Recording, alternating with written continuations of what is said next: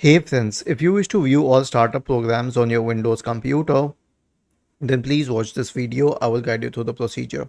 Now it's not very difficult. Here's what you have to do. Search for Task Manager in the Windows search bar and open Task Manager. Now on this pane, you will have to go to the 4 tab from the top. Let me expand it and show you.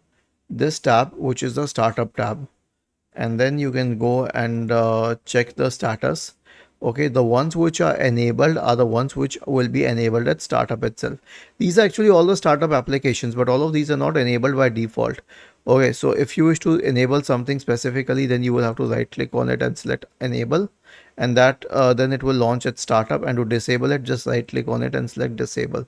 So when you're clicking on status, it will show the status of all of these startup applications, and all the applications that are shown here are the ones which may or may not be enabled at startup but have the ability to be enabled at startup. Was this helpful? If yes, then please subscribe to the channel. If not, then let us know in the comment section of the video on how we could help you further. Thank you for watching this video and have a nice day.